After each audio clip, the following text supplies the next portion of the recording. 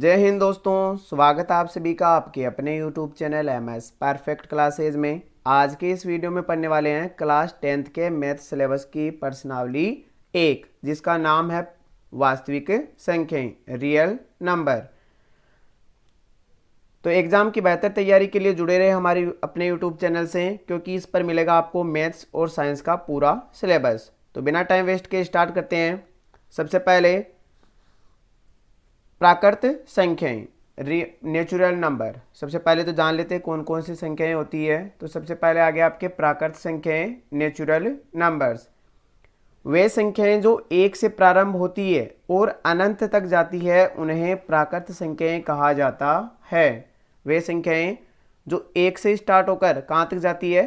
अनंत तक, धनात्मक अनंत तक जाने वाली संख्याएं कौन सी संख्या कहलाती है? प्राकृत संख्याएं। इसे n द्वारा प्रदर्शित किया जाता है। इन प्राकृत संख्याओं के जो समुच्चय होता है उसको किससे दर्शाया जाता है? n से। तो n में क्या क्या आ सकता है आपके? 1 से स्टार्ट होकर कहाँ तक जा सकती है? 1 2 3 4 से लेकर कहाँ तक? प्लस अनंत तक। तो इन संख्याओं को क्या कहा जाता है? प्राकृत संख्याएं। आगे है पूर्ण संख्याएं, होल नंबर। पूर्ण संख्याओं क्या बोला जाता है इंग्लिश में? Whole number. शून्य सहित प्राकृत संख्याओं को पूर्ण संख्याएं कहा जाता है। यदि प्राकृत संख्याओं में शून्य और ऐड कर दिया जाए तो उन संख्याओं को क्या बोला जाता है? पूर्ण संख्या कहा जाता है, जिन्हें किससे प्रदर्शित किया जाता है? W से। तो होल नंबर कौन से हो गए? इनके समुच्चय को कैसे दर्शाएंगे? 0 1 2 3 4 से लेकर कहाँ तक? प्लस अनंत तक। प्राकृत संख्याएं और पूर्ण संख्याओं में एक ही अंतर है। प्राकृत संख्याओं में 0 नहीं आता और पूर्ण संख्याओं में क्या आता है? 0 आता है। आगे देखते हैं पूर्णांक संख्याएं। पूर्णांक संख्याएं, इंटीजर्स। पूर्णांक संख्याओं को इंग्लिश में क्या बोलते हैं? इंटीजर्स। ऋणात्मक अनंत से धनात्मक अनंत वाली सभी संख्याओं को पूर्णांक कहा जाता है। तो ऋणात्मक अनंत से, माइनस के अनंत से लेकर प्लस के अनंत तक सभी संख्याएं क्या कहलाती है? पूर्णांक संख्याएं कहलाती है। लेकिन ये अपने आप में क्या होनी चाहिए? पूरी संख्या होनी चाहिए। इंटीजर्स वो अपने आप में क्या होता है? पूर्ण संख्या होता है, पूरी संख्या होता है। तो इन्हें किससे दर्शाया जाता है? इसे आई द्वारा प्रदर्शित किया जाता है। जैसे आई समुच्चय बोल दिया इसको, माइनस इनफाइनाइट से लेकर, माइनस के अनंत से लेकर 0, फिर 0 से लेकर कहाँ तक? प्लस अनंत तक। तो प्राकृत संख्याएं, पूर्ण संख्याएं और पूर्णांक संख्याएं। प्राकृत संख्याएं कहाँ से स्टार्ट होती है? 1 से अनंत तक। पूर्ण संख्याएं कहाँ से स्टार्ट होती है? 0 से अनंत तक। और पूर्णांक संख्याएं कहां से स्टार्ट होती है? माइनस के अनंत से लेकर प्लस के अनंत तक की सभी संख्याएं क्या कहलाती है? पूर्णांक संख्याएं। आगे देखते हैं। अब देखते हैं आगे सम संख्याएं, इवन नंबर्स। वे संख्याएं जो 2 से पूर्णतः विभाजित होती है सम संख्याएं कहलाती है। जो संख्याएं 2 से पूर्णतः विभाजित होती है, जिनको विभाजित करने के बाद में लास्ट में शेषफल 0 बचता है, तो उन सभी संख्याओं को क्या कहा जाता है? सम संख्याएं कहा जाता है। तो सम संख्याओं में क्या आ जाएगा? सबसे 2 4 6 8 10 44 86 98 102, ये सभी क्या कहलाती है? सम संख्या कहलाती है। तो सम संख्याओं के लास्ट में क्या आना चाहिए? 0 2 4 6 8। जिन संख्याओं के लास्ट में इकाई का अंक 0 2 4 6 8 आ जाए, वे सभी संख्याएं कौन सी संख्या कहलाती है? सम संख्याएं कहलाती है। आगे देखते हैं विषम संख्याएं, ओड नंबर्स। वे संख्याएं जो 2 से पूर्णतः विभाजित नहीं होते हैं विषम संख्याएं कहलाती है। तो 2 से पूर्णतः विभाजित नहीं होती है, जो 2 से पूर्णतः विभाजित होती है उन्हें सम संख्याएं, और जो 2 से पूर्णतः विभाजित नहीं होती है उन्हें क्या कहा जाता है? विषम संख्याएं। जैसे 1 3 5 7 25 39 125 147, ये सभी क्या है? ये सभी विषम संख्याएं हैं। तो विषम संख्याओं की क्या पहचान होती है? कि लास्ट में 1 3 5 7 और 9, जिन संख्याओं के लास्ट में ये संख्याएं दिख जाए 1 3 5 7 9, वे हमेशा ही कौन सी संख्या होगी? विषम संख्याएं। आगे देखते हैं अभाज्य संख्याएं, प्राइम नंबर। वे सभी संख्याएं जो एक तथा स्वयं के अतिरिक्त किसी अन्य संख्या से पूर्णतः विभाजित न हो।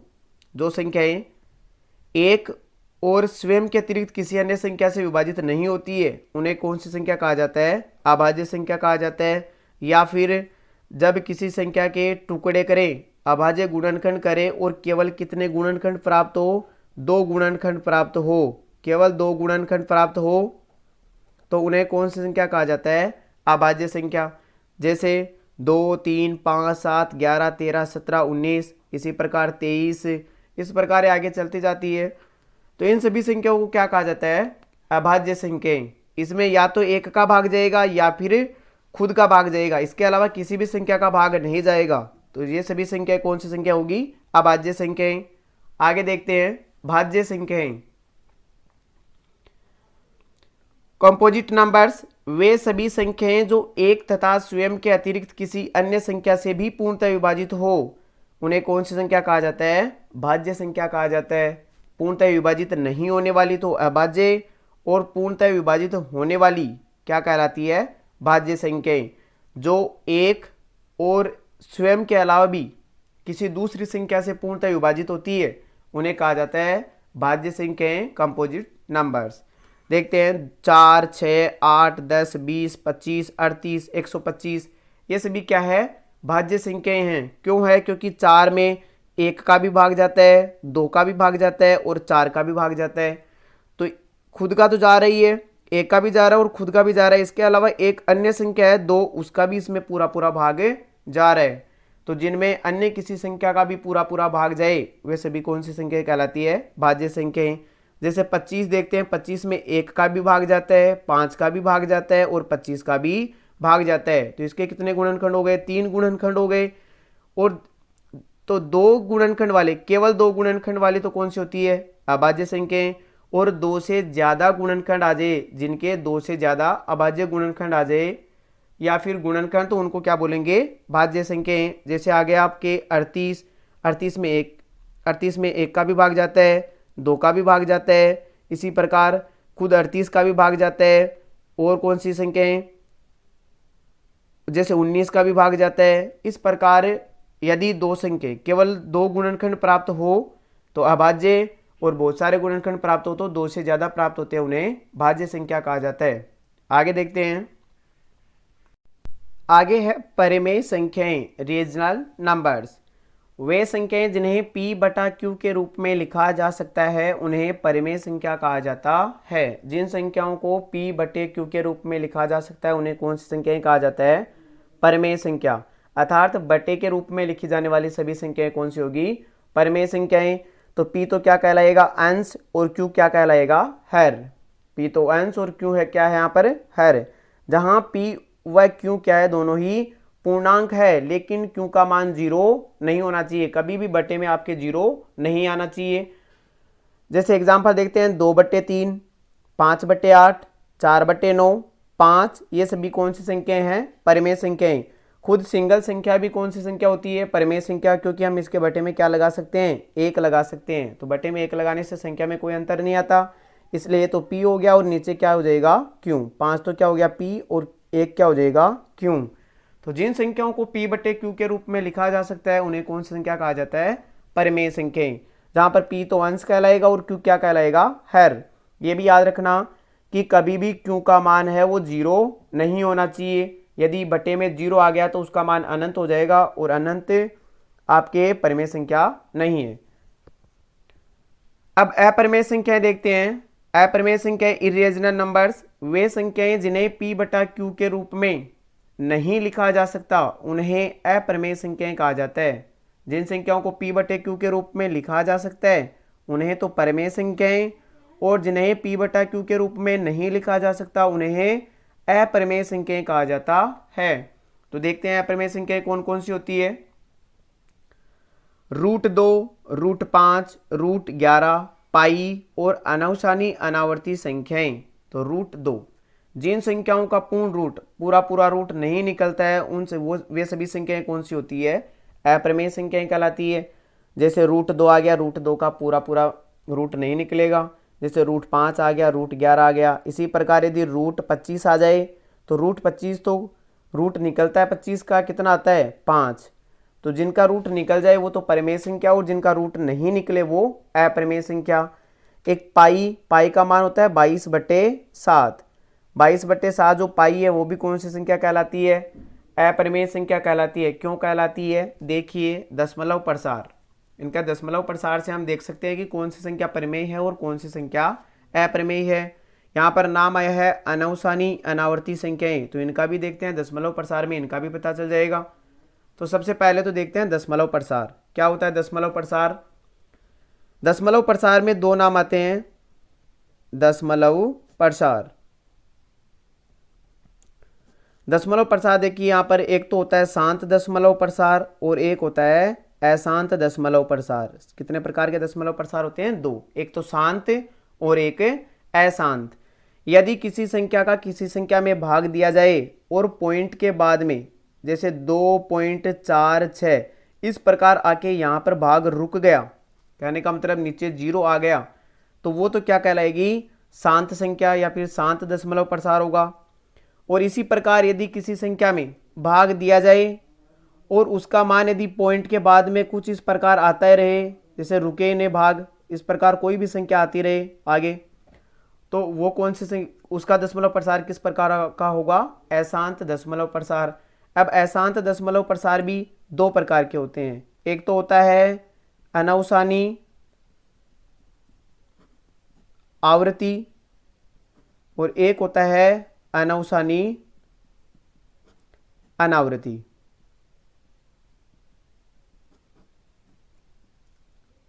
एक तो होता है अनवसानी आवृत्ति और एक होता है अनवसानी अनावृत्ति। ये आ गया अनवसानी अनावृत्ति, वो यहाँ वाली संख्या होती है।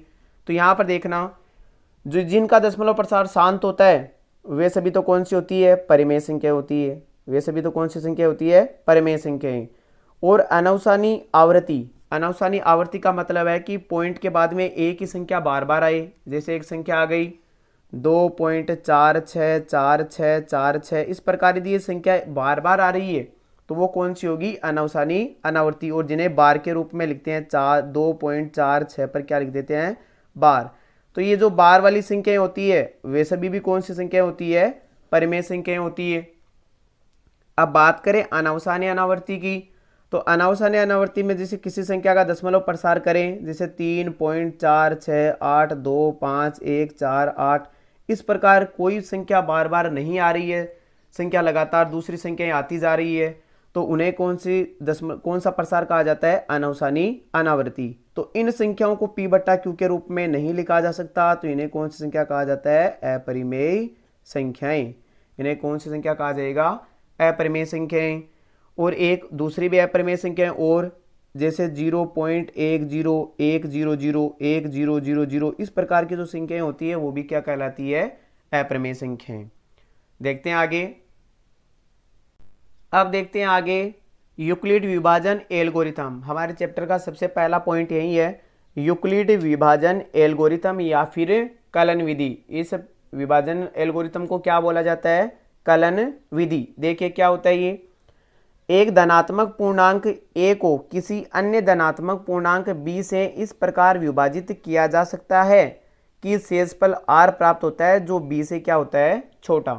कि किसी भी संख्या को किसी अन्य संख्या से विभाजित किया जा सकता है और जो r जो शेषफल प्राप्त होता है वो हमेशा जिसका भाग दिया जाए उससे हमेशा क्या रहेगा? छोटा रहेगा। तो r हमेशा जो शेषफल रहता है वो हमेशा भाजक, यहाँ पर b क्या है? भाजक। तो भाजक से हमेशा शेषफल क्या रहेगा? छोटा।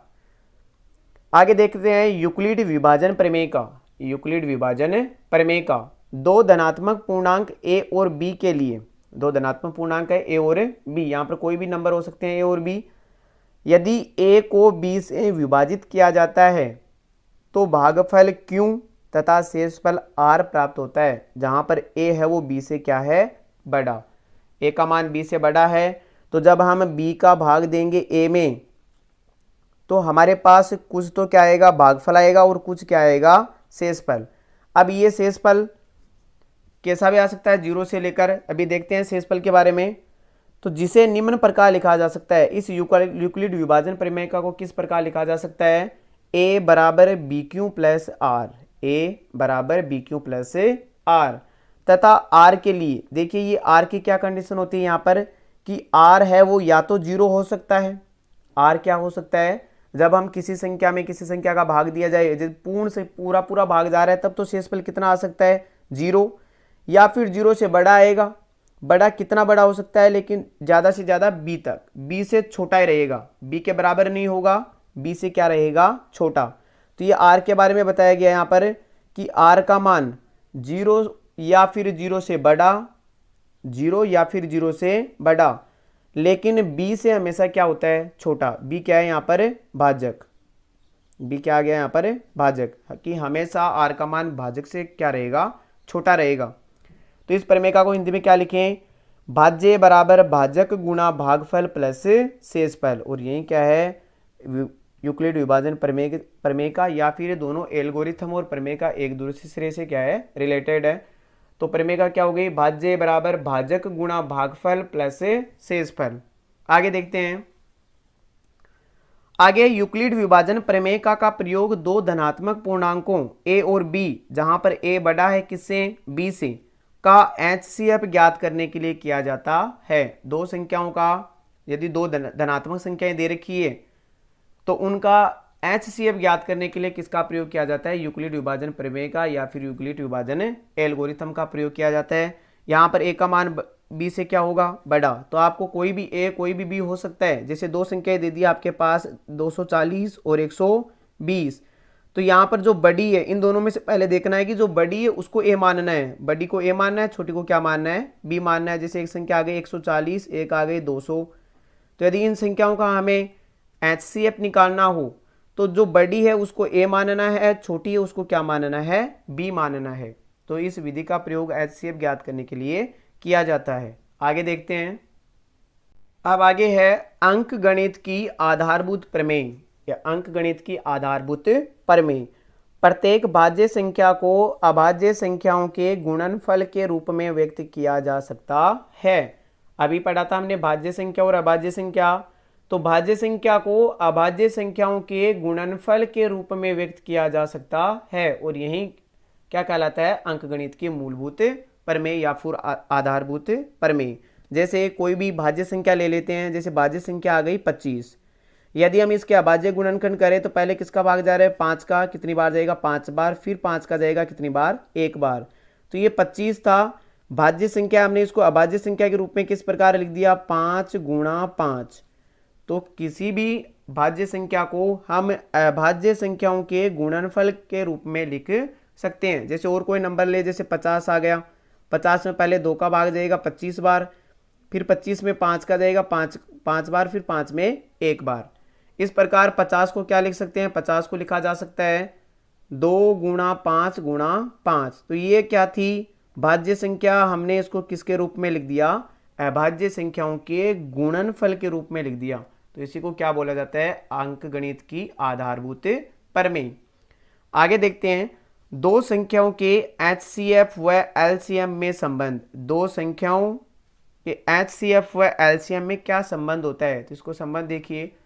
दो संख्याओं के HCF व LCM का गुणनफल उन संख्याओं के गुणनफल के बराबर होता है। दो संख्याएं दे रखी होगी आपके पास a और b, मान लेते हैं दो संख्याएं a और b।